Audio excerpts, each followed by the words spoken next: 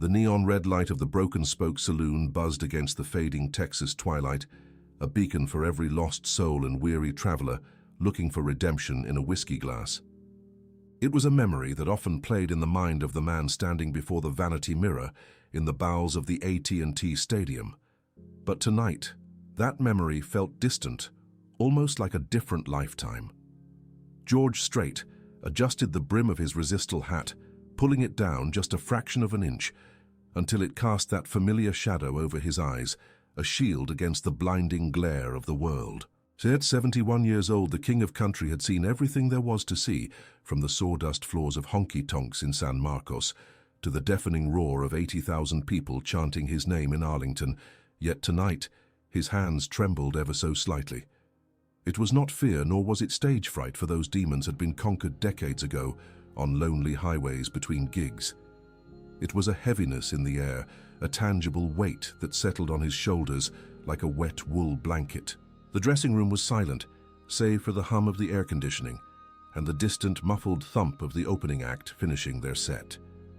This silence was sacred to him, a few precious moments to remember who he was before he had to go out there and be who they needed him to be. Norma was there as she always was, standing by the wardrobe case with a lint roller in her hand, moving with the grace of a woman who had weathered every storm the music industry could conjure. She walked over to him, her boots making no sound on the plush carpet, and reached out to straighten his collar, her fingers brushing against the weathered skin of his neck. She did not need to speak to know that something was weighing on him, for she could read his silence better than anyone else could read a book. She looked into his eyes through the reflection in the mirror and offered a small, sad smile that said she was with him no matter what the night would bring. George took a deep breath, inhaling the scent of hairspray and fresh laundry that always clung to the backstage area, and turned to face her, taking her hands in his. They were hands that had held him when he buried his father, hands that had applauded from the wings when he won his first award, hands that had held their children. Tonight he needed that touch more than ever, because tonight was Christmas Eve, and the ghost of holidays past always seemed to walk the halls of these massive stadiums. The door to the dressing room creaked open, breaking the spell, and the tour manager, a man named Jim, who had been with George since the 80s, stepped in with a look of apprehension on his face. Jim was a man who usually carried bad news with a stoic expression, but tonight he looked shaken, his eyes darting between George and the floor. He held a piece of paper in his hand, a printed email that had been folded and unfolded countless times. George let go of Norma's hands and turned fully toward Jim, nodding for him to speak. Jim cleared his throat and explained that there was a situation in the front row, section A, seats 1 and 2. A family named Miller had purchased 3 tickets almost a year ago. John and Martha Miller, hard-working folks from a small ranch outside of Lubbock, who had scraped together every dime to buy the best seats in the house for themselves and their son. Their son was Sergeant Michael Miller, a young man of 24 who had been deployed to the Middle East 18 months prior. The tickets were meant to be his welcome home present, a celebration of his return, and a family reunion under the lights of a George Strait concert. George listened intently, his blue eyes narrowing as he absorbed the information. He knew where this story was going. He had heard it too many times in his long career, and every time it tore a fresh piece out of his heart. Jim continued, his voice dropping to a whisper, saying that Sergeant Miller had not come home. 6 months ago, the family had received that dreaded knock on the door, but there was no body, only a status of missing in action, presumed dead after a convoy ambush in a remote valley. The military had stopped searching weeks ago, but the parents had not stopped waiting. Tonight they were sitting in the front row with an empty chair between them.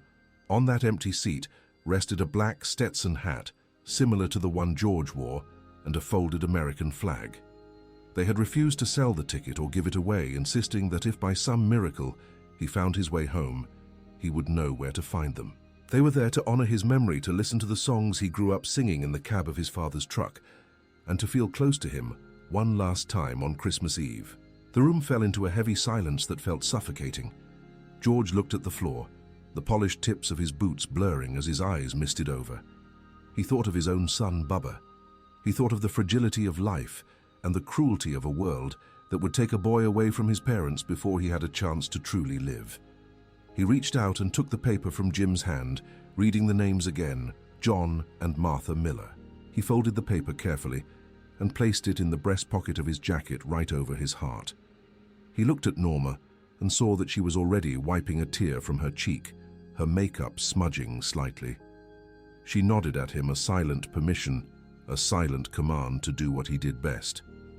George turned back to the mirror and adjusted his hat one last time, but the set of his jaw had changed. The weariness was gone, replaced by a steely determination. Tonight was not about the pyrotechnics or the record sales or the critics. Tonight was about John and Martha Miller and the empty chair between them. Tonight, he would sing for the ghosts. He walked out of the dressing room, and the long concrete tunnel leading to the stage felt like the walk to an altar. The roar of the crowd grew louder with every step, a physical force that vibrated in his chest. 80,000 people were screaming his name, ready to celebrate, ready to drink beer and dance and forget their troubles. But George walked with a solemn cadence, his guitar strapped across his back like a weapon of peace. He climbed the metal stairs to the stage wings where the darkness was absolute, save for the blinking lights of the amplifiers and the glow of the technicians' monitors. He stood there for a moment in the shadows, watching the band take their places. The ace in the whole band, his brothers in arms, struck the opening chord of Deep in the Heart of Texas, and the stadium exploded in light and sound. But as George walked out into the spotlight, the blinding white beams hitting him from every angle, he felt a strange sense of detachment. He smiled and waved, performing the rituals of stardom, but his eyes were scanning the front row, searching through the sea of faces until he found them. They were exactly where Jim had said they would be. John Miller was a man who looked like he had been carved out of oak, wearing a suit that was clearly 20 years old and a stiff cowboy hat that he held in his lap. His face was a mask of stoic grief, the kind of expression worn by men who believe that crying is a weakness they cannot afford. Beside him, Martha Miller looked small and fragile, her grey hair pulled back in a tight bun, clutching a framed photograph of a young man in uniform against her chest. And between them was the empty chair. It was a void in the middle of the chaos, a silent scream that drowned out the music in George's ears. The black hat on the seat looked lonely, and the folded flag was a stark reminder of the cost of freedom. George stepped up to the microphone and the crowd went wild, but he just stood there for a moment, letting the applause wash over him while he locked eyes with John Miller. He saw the man straighten up, surprised that the superstar was looking directly at him. George gave him a barely perceptible nod, a cowboy acknowledgement of shared burden, and then he began to sing. The first half of the show was a blur of hits. He sang "Write This Down and Check Yes or No," and the crowd sang every word back to him, their voices echoing off the closed roof of the stadium like a choir of the faithful. But with every song, George felt himself being pulled back to that empty chair. He noticed that while the people around them were dancing and spilling beer, laughing and taking selfies, the Millers sat perfectly still. Martha would occasionally lean over and touch the empty chair, as if checking to see if her son had materialized while she blinked. It broke George's heart in a way that few things had in years. He realized that for them, this was not a concert, it was a vigil. They were mourning in public, surrounded by 80,000 strangers who had no idea of the tragedy unfolding in the front row. George felt a rising anger, not at the crowd, but at the injustice of it all. Why did the good ones have to suffer? Why did a mother have to spend Christmas Eve holding a picture instead of her son? As the show progressed, the set list moved toward the ballads, the songs that dealt with heartbreak and loss. When the opening fiddle notes of Amarillo by Morning began, a hush fell over the stadium. George closed his eyes and poured every ounce of his soul into the microphone. He wasn't singing about a rodeo cowboy anymore. He was singing about endurance, about losing everything and still getting back in the saddle.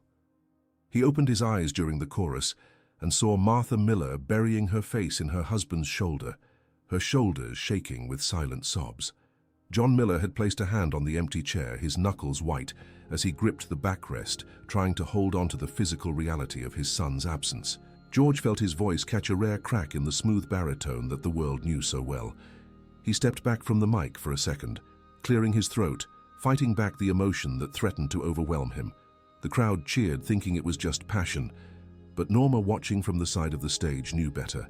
She pressed her hand to her mouth, her heart aching for her husband and for the family he was trying to comfort with a song. After the song ended, the lights dimmed, leaving George in a single spotlight. The atmosphere in the stadium shifted. The frantic energy of the party dissipated, replaced by an intimate closeness that defied the size of the venue. George unstrapped his guitar and handed it to a stagehand.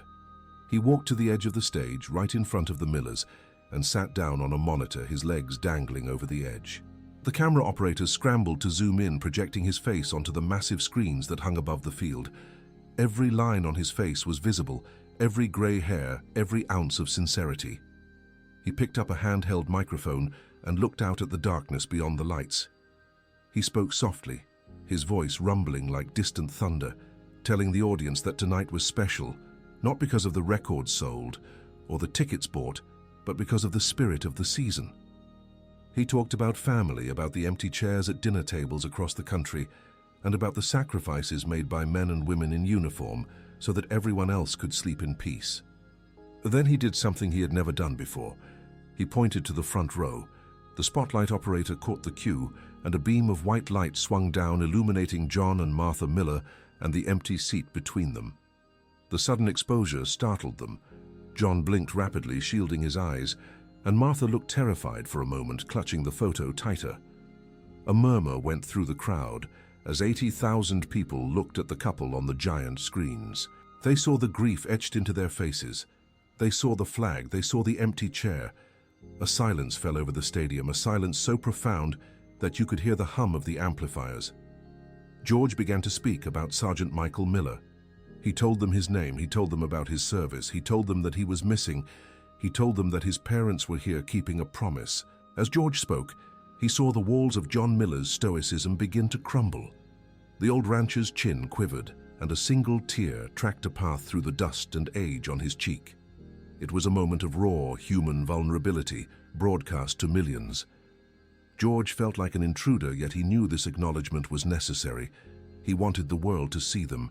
He wanted the world to know that while they were celebrating, this family was paying the price. He turned to the band and signaled for the next song. It was not on the original set list. It was a song he hadn't performed in years, a gospel hymn that his mother used to love. The piano player began a soft, mournful intro. George sang with his eyes closed, letting the lyrics of faith and redemption fill the space. He wasn't performing anymore, he was praying. He was praying for peace for the Millers. He was praying for a miracle that he knew deep down wasn't coming. Backstage in the shadows of the wings, Norma watched with tears streaming down her face. She had seen George control crowds before, but she had never seen him hold a room like this. He had turned a stadium into a church. She looked away from the stage, wiping her eyes, and glanced toward the loading dock area behind the curtains. The security was lax back there tonight, everyone focused on the stage. The large bay doors were closed against the winter chill, but the small service door was slightly ajar, letting in a draft of cold air. Norma shivered and wrapped her shawl tighter around herself. She was about to turn back to the stage when something caught her eye. Movement. A shadow detaching itself from the darkness of the loading dock. She squinted, trying to make sense of what she was seeing. It was a figure moving slowly, limping heavily. At first she thought it was a homeless man who had snuck in seeking warmth. The figure was dirty, covered in dust and grime, wearing clothes that looked tattered and stained. Norma took a step closer, her protective instincts kicking in. She was about to signal for security to alert them to the intruder when the figure stepped into a patch of dim blue light cast by a rigorous equipment rack. Norma froze. Her breath caught in her throat. The man was wearing a uniform. It was torn and faded, the desert camouflage stained with oil and what looked like dried blood, but it was a uniform. He wore combat boots that were scuffed down to the leather, and he carried a battered green duffel bag slung over one shoulder. He looked exhausted, his face gaunt and covered in a thick beard, his eyes sunken and hollow. He looked like a ghost that had walked through hell to get there. He stopped moving, leaning against a road case for support, his chest heaving as if every breath was a struggle. He wasn't looking at Norma. He was looking toward the stage, toward the sound of George's voice singing about coming home. Norma's heart hammered against her ribs like a trapped bird. She looked from the man to the giant screen where the image of the Miller family was still displayed. She looked at the photograph Martha was holding. The young man in the picture was clean-shaven and smiling, full of life. The man standing 10 feet away from her was a wreck, a shell of a human being. But the eyes were the same. A jolt of electricity shot through Norma's spine. It was impossible. It was physically, logically impossible. The report said missing, presumed dead. The report said ambush. The report said no survivors. Yet here he stood, flesh and blood and sorrow. She took a step toward him, her hand reaching out, trembling. The man turned his head and saw her. He didn't speak. He just stared at her with a mixture of confusion and desperation. He raised a shaking hand and pointed a dirty finger toward the curtain, toward the stage, toward the music. On stage, George was transitioning into the final segment of the show, the Christmas segment. He signaled for the house lights to go completely dark. He wanted the stadium to be lit only by the cell phones of the audience, creating a galaxy of artificial stars. The darkness descended instantly, swallowing the crowd, swallowing the band, leaving only George in a faint blue glow. He began the opening chords of Silent Night on his acoustic guitar. The melody was simple, haunting. The crowd hummed along a low vibration that felt like the earth breathing. George looked down at the Millers again. In the darkness, he could see the faint outline of Martha leaning her head on John's shoulder. They looked defeated. The tribute was over, and now they had to go back to a life without their son. George felt a wave of guilt. Had he done enough? Had he just reopened the wound? He was about to start the second verse when he saw it. A beam of light. A rogue spotlight that was supposed to be tracking him had malfunctioned, or perhaps the operator had slipped. The beam swung wild, cutting across the stage, missing George entirely and hitting the side wing. It was a harsh, bright light that illuminated the backstage area, usually hidden from the public.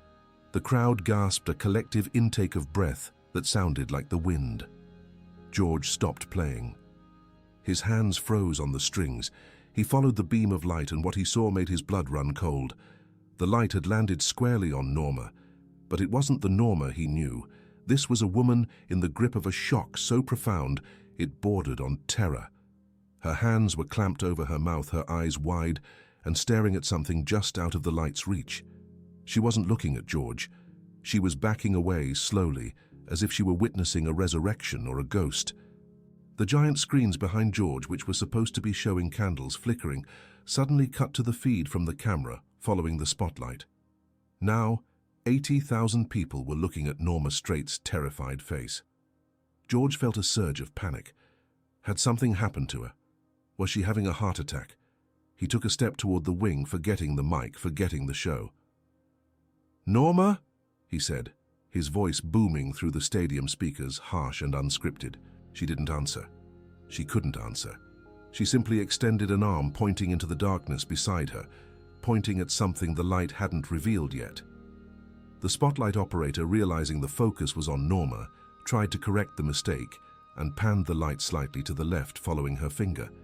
The beam cut through the shadows and revealed the figure standing there. The collective gasp of the audience turned into a scream of confusion.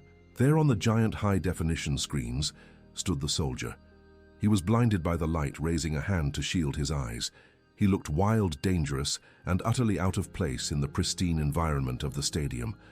The mud on his boots was real. The exhaustion in his posture was real. George stood center stage, his heart pounding in his ears, drowning out the noise of the crowd. He looked at the screen, then at the wing, then at the Millers in the front row. John Miller was standing up now, his eyes locked on the screen, his mouth open in a silent scream. Martha had dropped the photograph, the glass shattering on the concrete floor, but she didn't notice. She was gripping the railing so hard her knuckles were blue. George looked back at the soldier. He saw the name tape on the torn uniform. It was barely legible, covered in grime, but he could make out the letters. M-I-L-L-E-R. The world seemed to stop spinning. The music had died. The cheers had died. There was only the heavy breathing of 80,000 people, witnessing the impossible. George felt a chill run down his spine that had nothing to do with the air conditioning. He realized with a clarity that hit him like a physical blow that the empty chair in the front row was not going to stay empty. He dropped his guitar. It clattered to the stage floor with a discordant twang that echoed like a gunshot. He didn't care. He walked to the edge of the stage, his eyes fixed on the man in the shadows. He waved his arm, a grand sweeping gesture, not of performance, but of invitation. "Bring him out," George commanded, his voice cracking with emotion. "Bring him into the light."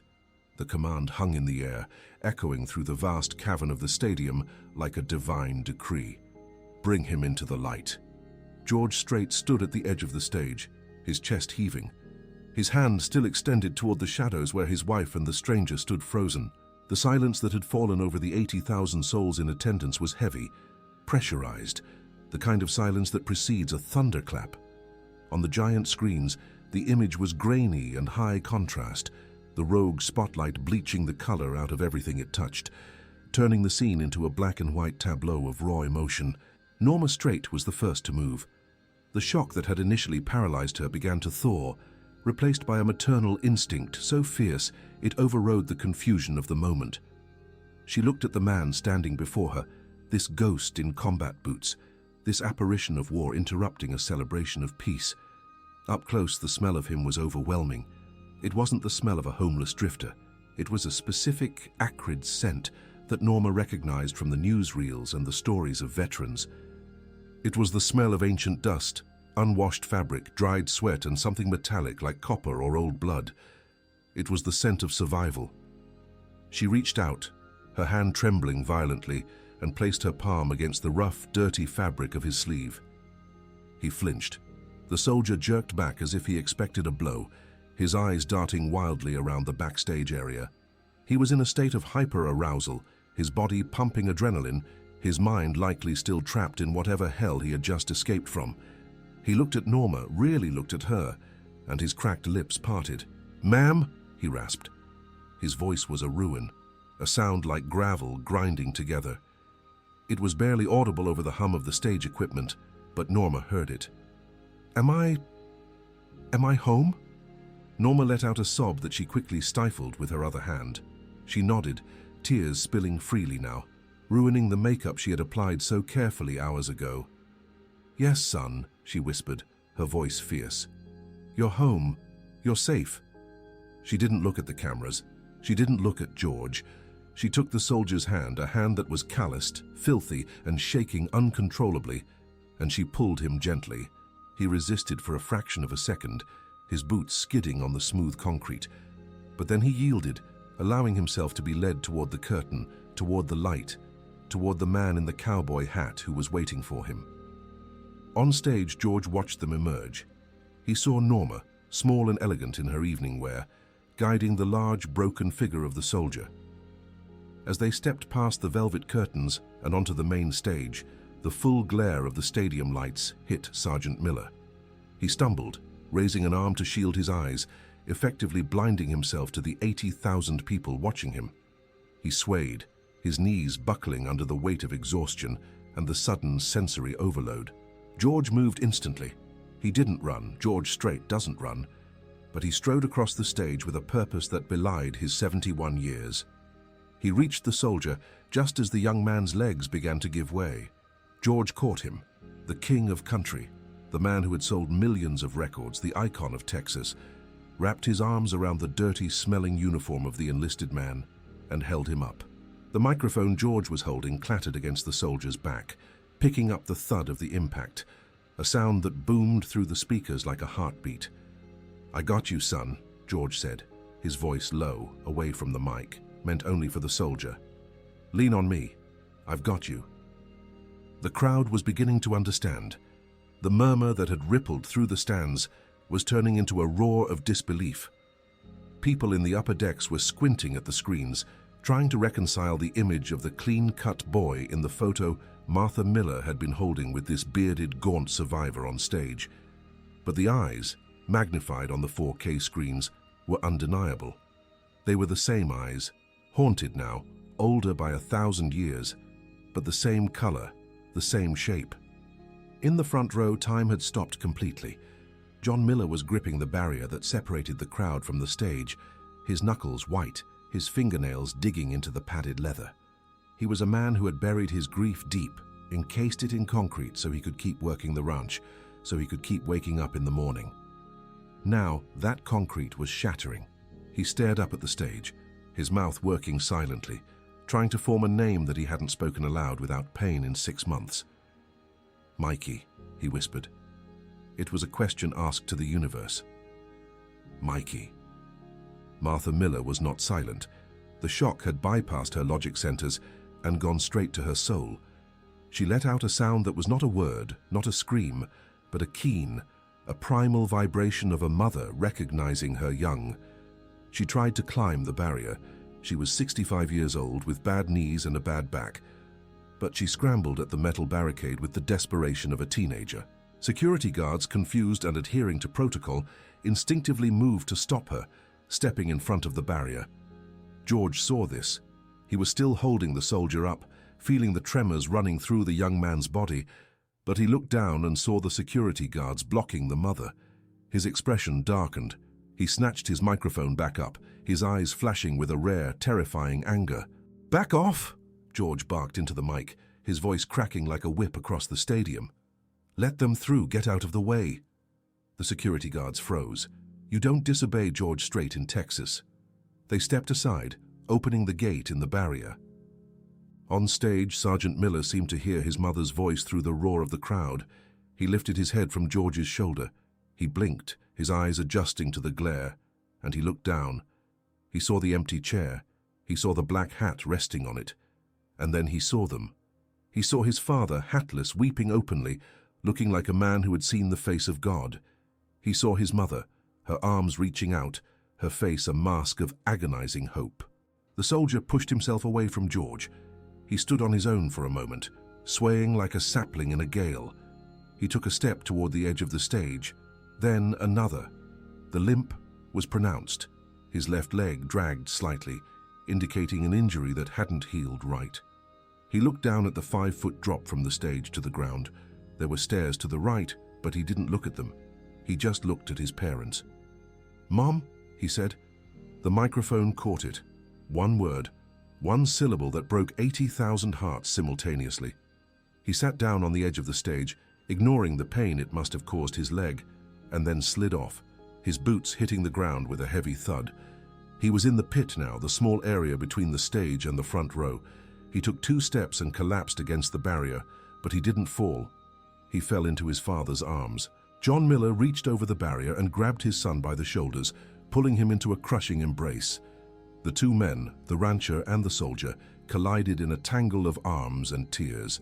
John buried his face in his son's dirty neck, sobbing uncontrollably, his shoulders heaving with the force of his relief. Martha was there a second later, wrapping her arms around both of them, burying her face in her son's chest, her hands clutching the fabric of his uniform as if she were trying to physically anchor him to the earth, to prevent him from vanishing again. The stadium went nuclear. It wasn't applause anymore. It was a guttural, collective release of emotion. People were jumping up and down, strangers were hugging each other, grown men in cowboy hats were weeping openly. The camera operators, many of them crying themselves, kept the shot tight on the family reunion. It was raw, it was messy, and it was the most beautiful thing anyone had ever seen. George stood on the stage, alone now, watching them. He took off his hat and placed it over his heart, bowing his head. He felt like an intruder in this holy moment, yet he was the architect of it. He looked over at Norma, who was still standing by the curtain. She was smiling through her tears, giving him a thumbs up. George took a deep breath, trying to steady his own racing heart. He knew he had to manage this. He couldn't just let the chaos reign forever. He had to give them space, but he also had to give the audience closure. He waited for a long minute, letting the family have their moment. Then, slowly, respectfully, he walked down the stage stairs into the pit. The crowd quieted down slightly, sensing a shift. George approached the huddle of the Miller family. He didn't try to join the hug. He stood a few feet away, waiting. John Miller was the first to look up. His face was red, wet with tears, his eyes swollen. He looked at George, and for a moment he couldn't speak. He just nodded, a frantic, jerky nod of gratitude that said more than any speech could. He tapped his son on the shoulder. "Mikey," John said, his voice thick, look who's here." Sergeant Miller pulled back from his mother, wiping his eyes with the back of his dirty hand. He looked up and saw George Strait standing 3 feet away. The soldier's eyes widened. Even in his exhausted, traumatized state, the recognition was there. He tried to straighten up, tried to snap to attention, a reflex drilled into him by years of service. Mr. Strait, Miller stammered, his voice trembling. I didn't mean to interrupt the show. I saw the lights. George smiled, a genuine warm smile that crinkled the corners of his eyes. He reached out and put a hand on the soldier's shoulder, keeping him steady. "Son," George said, his voice amplified by the mic he was still holding, "you didn't interrupt the show. You are the show." The crowd roared again, a wave of agreement. George gestured to the camera. "How?" George asked simply. "We need to know. Your folks, they were told you were gone." Sergeant Miller looked at his parents, then at George, then at the camera. He took a deep breath, and for a moment the exhaustion seemed to lift, replaced by a soldier's report. He didn't take the microphone. He just spoke to George, and George held the mic close to him so the world could hear. I was separated," Miller said, his voice gaining a little strength. "The convoy got hit. I got thrown clear, woke up in a ravine. My radio was smashed. My leg was bad." He looked down at his boot. "I knew the extraction point was north. I just started walking. I walked at night, hid during the day. It took, I don't know how long. Weeks. I found a friendly patrol yesterday. They put me on a transport to Ramstein, then to Andrews, then a cargo hop to Fort Worth. I landed 2 hours ago." He paused, swallowing hard, looking at his father. "I didn't have a phone. I didn't have any money. I knew you guys would be here. Dad said a year ago, we're seeing George Christmas Eve, come hell or high water. So I hitched a ride from the base. The driver dropped me at the loading dock." He looked at George, his eyes pleading for understanding. "I just wanted to see if they were here. I snuck in the back. I saw the empty chair on the screen. I saw my hat." He choked up, tears cutting fresh tracks through the dirt on his face. "I thought I was dead, sir. When I saw that chair, I thought maybe I was a ghost watching my own funeral, until your wife, until she touched my arm." George nodded slowly, absorbing the magnitude of the journey. This boy had walked out of a grave, crossed an ocean, and navigated a continent on nothing but the fuel of a promise made by his father. It was the ultimate cowboy story. It was the ultimate Christmas story. "You kept your promise, son," George said softly. "You made it home for Christmas." George turned to the crowd. "Ladies and gentlemen," he announced, his voice booming with pride, "Sergeant Michael Miller." The ovation that followed was physically painful in its intensity. It wasn't just noise, it was a wall of sound. People were stomping their feet, the stadium floor vibrating. But George wasn't done. He saw the exhaustion in Michael's eyes. He saw the way the adrenaline was fading, leaving the young man trembling again. "Jim," George yelled toward the side of the stage, "get a medic down here now and get a car. My car." He looked at John Miller. "John, you and Martha, you take him. You take my car. You get him out of here. Get him a hot meal, get him a hot bath, and get him into a real bed. The show is over for you. Go be a family." John shook his head, overwhelmed. "George, we can't take your car." "You're taking the damn car, John," George said, leaving no room for argument. "And don't you worry about returning it anytime soon." Paramedics were arriving now, pushing through the gate with a stretcher, but Michael waved them off. He looked at his father. "I can walk, Dad. Help me up." John and Martha flanked their son, each taking an arm. They turned him away from the stage toward the exit tunnel. But before they left, Michael stopped. He turned back to George.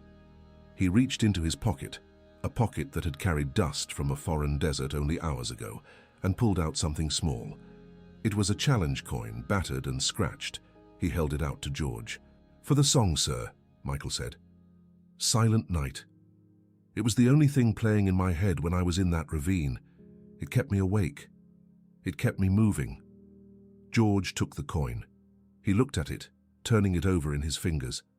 It was worth more to him in that moment than every gold record hanging on his walls. He gripped Michael's hand firmly. "Thank you, Sergeant. Merry Christmas." "Merry Christmas, George," Michael replied. As the family began to hobble away, the camera followed them. The image on the giant screen showed the backs of 3 people, A father in a suit, a mother in a dress, and a soldier in rags, leaning on each other, walking into the tunnel. It was the perfect ending. Or so the crowd thought. But George Strait was still on stage. He watched them disappear into the tunnel, and then he looked out at the 80,000 people who were still standing, wiping their eyes, emotionally exhausted, but buzzing with the energy of what they had just witnessed. The concert was technically supposed to end soon. The setlist was done. But the energy in the room had changed. It wasn't a concert anymore. It was a gathering of witnesses. George signaled the band. He walked back to the center of the stage and picked up his guitar. He didn't put the strap on. He just held it. He walked up to the microphone, his face serious.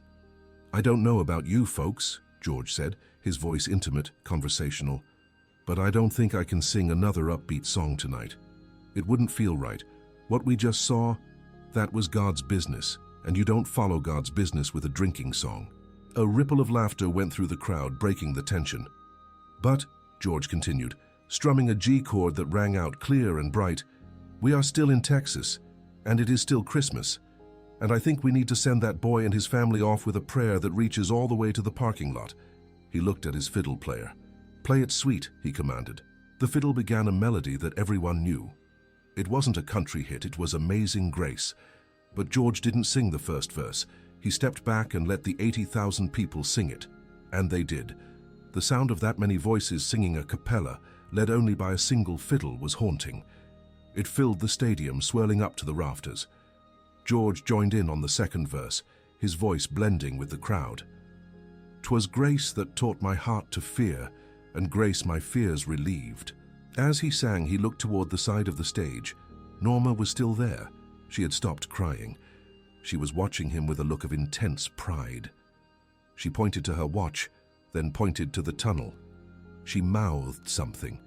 George squinted. She mouthed it again. "They're safe." George nodded. He finished the song, holding the last note until his breath ran out. The silence that followed was respectful, deep. "Go home," George said softly into the mic. "Hug your kids, call your parents, forgive your enemies. Life is too short, and miracles are too rare to waste. Merry Christmas, Texas." He didn't do an encore. He didn't take a bow. He simply waved, turned around, and walked into the darkness of the backstage area, following the path the soldier had taken.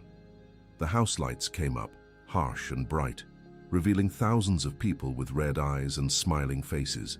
Backstage, the atmosphere was chaotic. People were running everywhere, producers, security, press agents trying to figure out what had just happened. But George walked straight through the madness, ignoring the questions shouted at him. He headed for his dressing room. He needed to sit down. He needed a drink. He needed to process the fact that he had just looked a dead man in the eye and shook his hand. He opened the door to his dressing room and found it empty. Norma wasn't there yet.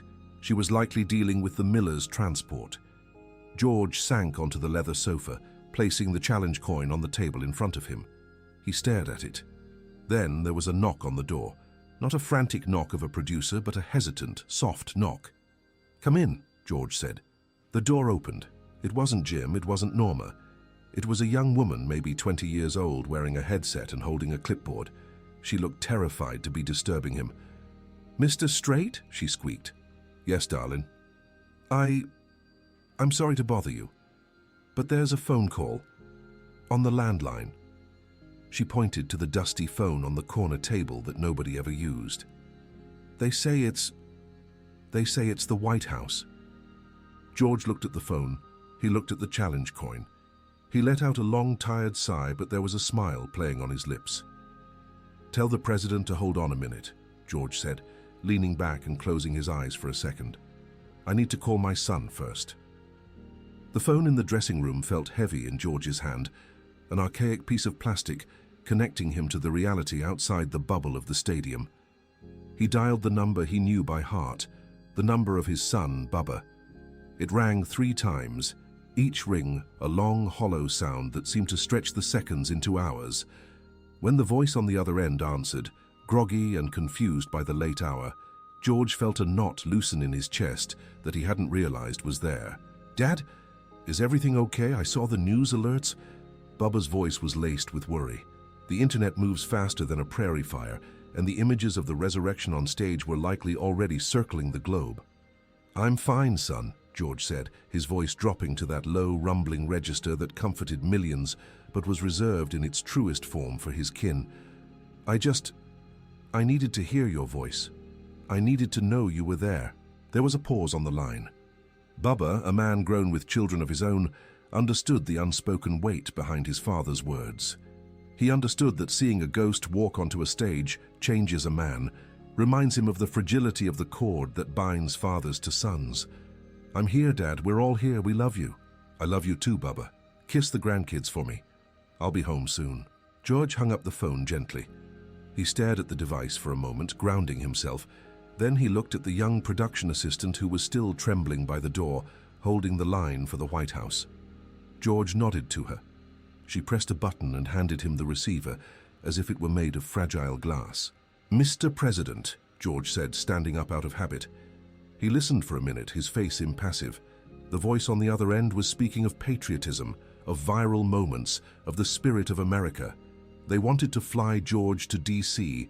They wanted a ceremony. They wanted to capitalize on the miracle. George waited for a break in the flow of words. "With all due respect, sir," he interrupted, his tone polite but with the firmness of a fence post dug deep in Texas clay. "I didn't do anything but hold a microphone. The man you want is Sergeant Miller, and right now that boy doesn't need a ceremony. He needs to sleep in his own bed and eat his mother's cooking. If you want to honor him, make sure his VA benefits are approved by Tuesday morning. Make sure he doesn't have to fight a war at home to get his leg fixed. That's the only ceremony he needs." He listened for another moment, nodded, said a curt, "Merry Christmas, Mr. President," and hung up. The room was quiet again. Norma entered a second later, carrying 2 garment bags. She looked tired, her eyes red-rimmed, but she possessed a serene calm. She didn't ask about the call. She didn't ask about the show.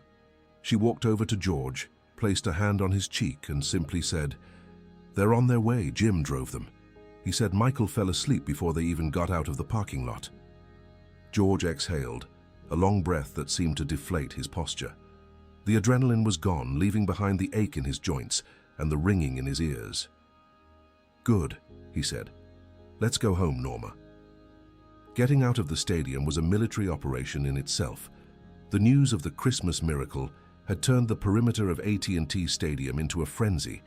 News vans, paparazzi, and thousands of fans who refused to leave were blocking every exit. But George Strait knew the back roads of every venue in Texas. They took a service elevator down to the sub-basement, bypassing the sleek SUVs and limousines.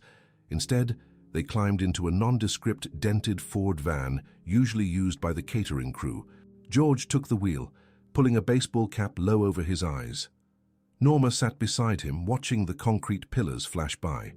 They slipped out of a delivery exit, merging anonymously into the stream of traffic leaving the venue. For the first 20 minutes, neither of them spoke. The radio was off. The only sound was the hum of the tires on the asphalt and the distant sirens of a city celebrating Christmas.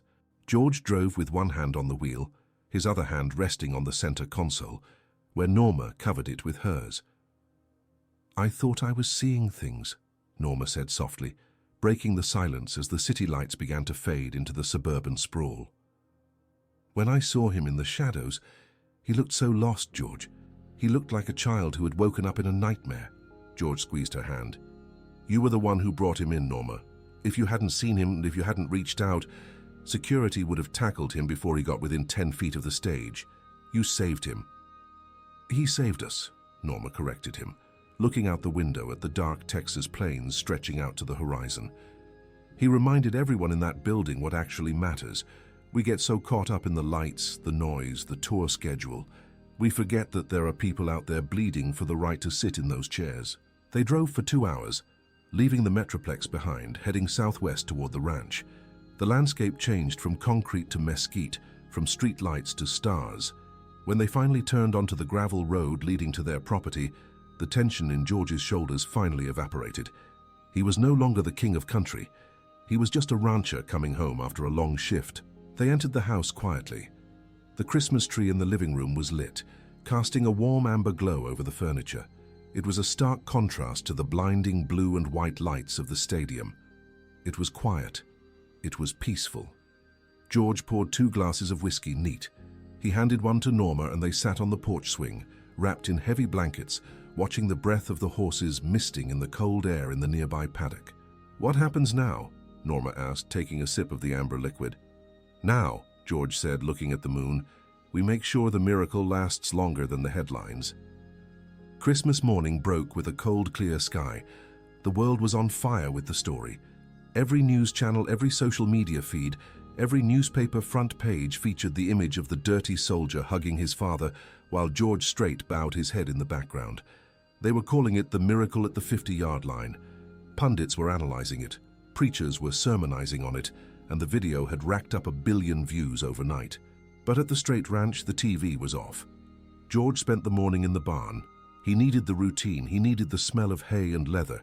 He curried his favorite roping horse, working the brush in rhythmic circles, letting the physical labor clear his mind. He wasn't thinking about the praise. He was thinking about the limp. He couldn't get the image of Sergeant Miller's dragging left leg out of his head. He knew that walk.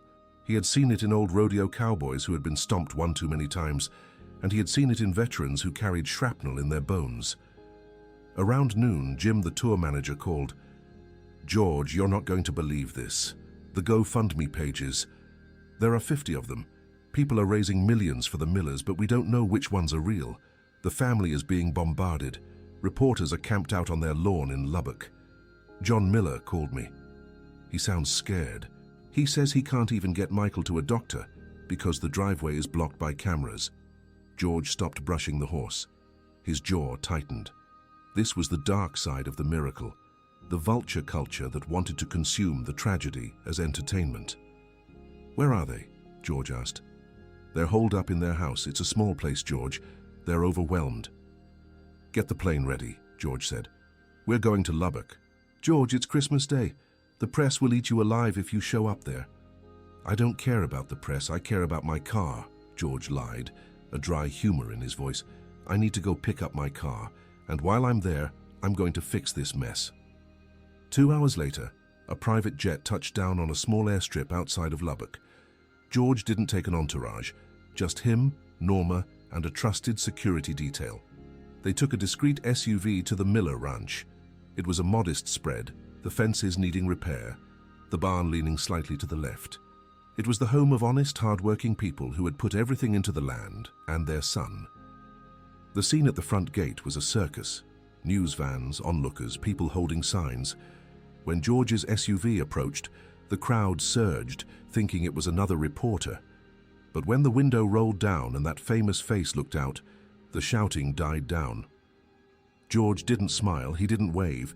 He just looked at the crowd with a disappointed fatherly expression that shamed them into silence.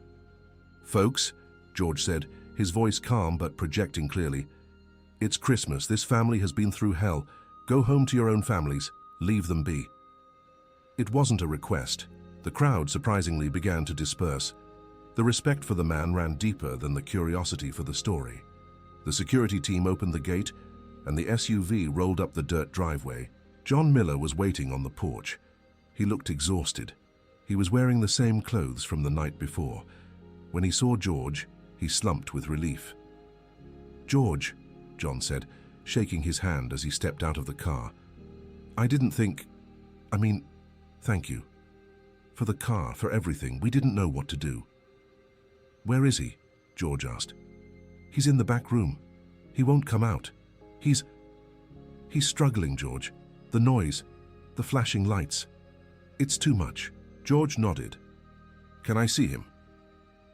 John led him through the small, cluttered house. It smelled of old coffee and pine. In the back bedroom, sitting on the edge of a twin bed that he had slept in as a boy, was Michael.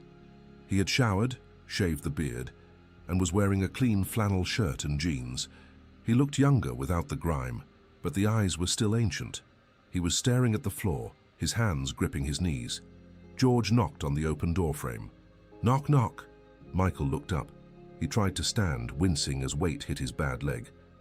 "Sit down, son," George said, pulling a wooden chair from the corner and sitting opposite him. "I just came to get my keys. Your dad drives like a maniac. I was worried about my suspension." Michael cracked a small, weak smile. He drove 10 miles under the limit the whole way, sir. He was terrified of scratching it. Good to hear. George leaned forward, his elbows on his knees. The banter faded.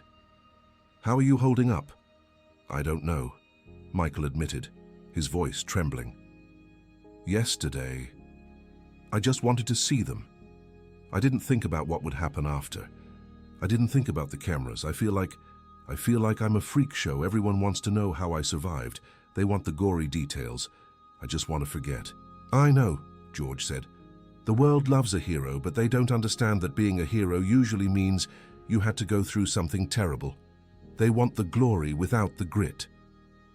George reached into his pocket and pulled out a folded piece of paper. It wasn't a check. It was a deed. Michael John, George said, looking at the father who had joined them in the doorway. I did some making calls this morning. While you were driving home, I had my business manager look into things. I know the ranch has been struggling while Michael was gone. I know the bank was calling. John's face went pale. George, we can't ask you to... You didn't ask, I'm telling. George unfolded the paper. I bought the note from the bank this morning. The ranch is yours, free and clear. No mortgage, no debt. Consider it a signing bonus. Signing bonus? Michael asked, confused. For the song, George smiled. You and I are going to write a song about this, not today, maybe not this year. But someday, when you're ready, we're going to tell your story the right way. Not for the news, but for history. Until then, this land is yours to heal on. Tears welled up in John's eyes again. He tried to speak but couldn't. Michael looked at the deed, then at George. I can't accept this, Mr. Strait. It's too much. Son, George said sternly, you walked across a desert on a broken leg to get to your family. You paid for this land with every step you took. I'm just doing the paperwork. He stood up and placed a hand on Michael's shoulder. There's one more thing. I have a team of doctors in San Antonio, the best ortho guys in the state. They're expecting you tomorrow. We're going to fix that leg so you can walk this land properly.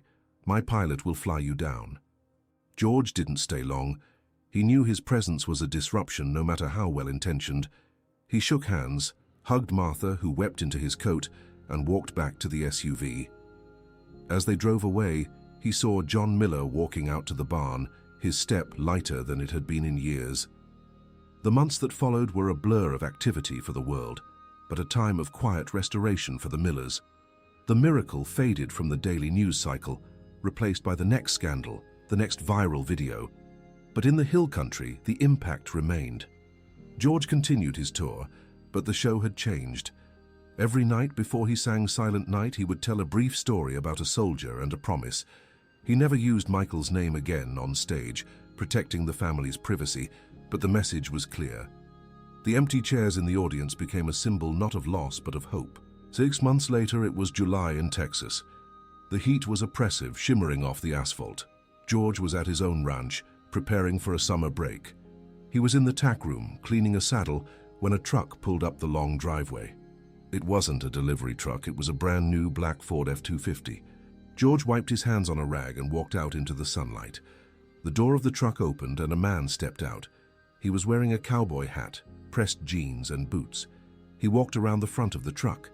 There was no limp. His stride was strong, confident. It was Michael. He looked healthy. He had put on weight. The haunted look in his eyes was gone, replaced by the calm, steady gaze of a man who knows who he is. Mr. Strait, Michael said, tipping his hat. Michael, George smiled, leaning against a fence post. You're walking good.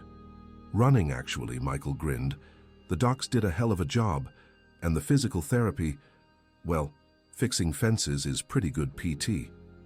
I imagine it is. Michael reached into the truck bed and pulled out a guitar case. It was battered, old, covered in stickers. I've been working on that song you talked about. It's not much, but it's true. George's eyes lit up. Well, don't just stand there in the heat. Come on inside, the studio is cool. They spent the afternoon in George's home studio. Just 2 men and 2 guitars. Michael played a simple melody, 3 chords, and the truth. The lyrics weren't about the stadium or the applause. They were about the silence of the ravine, the stars over the desert, and the sound of a mother's voice in a dream. It was raw, It was painful. It was beautiful. George recorded it. He didn't produce it. He didn't add strings or backup singers. He just pressed record and let the boy sing. When they were done, the sun was setting, painting the Texas sky in shades of purple and burnt orange. They stood on the porch, watching the day end. "You know," George said, "I've had 60 #1 hits, I've played for presidents, I've seen the world." He looked at Michael. "But that night, watching you walk out of the dark, that was the only time I ever felt like I was exactly where I was supposed to be." Michael looked at the horizon. "I thought I was walking toward the end, George. Turns out I was just walking to the intro." George laughed, a rich, hearty sound. "That's a good line. We should put that in the bridge." "Maybe next time," Michael said. He extended his hand. "Thank you, George, for my life." George took his hand. "Thank you, Michael, for reminding me what life is for." Michael got in his truck and drove away, dust kicking up behind him, heading back to the land that was now his, to the parents who were waiting for him. George watched him go until the taillights disappeared. He reached into his pocket and pulled out the challenge coin. The metal was warm from his body heat. He rubbed his thumb over the raised insignia. He thought about the stage, the lights, the roar of the crowd. It all seemed so small compared to the quiet victory of a son driving home to his father. Norma stepped out onto the porch, handing him a fresh glass of iced tea. She stood beside him, resting her head on his shoulder. "He looks good," she said. "He is good," George replied. "Are you going to release that song?" she asked. George shook his head. "No, that one's for them. Some songs aren't meant for the radio. Some songs are just for the soul." He put the coin back in his pocket, picked up his glass, and toasted the empty road. The sun dipped below the horizon, and the first star of the evening appeared, bright, solitary, and enduring, just like the cowboy way. The show goes on, but the real music happens when the lights go down.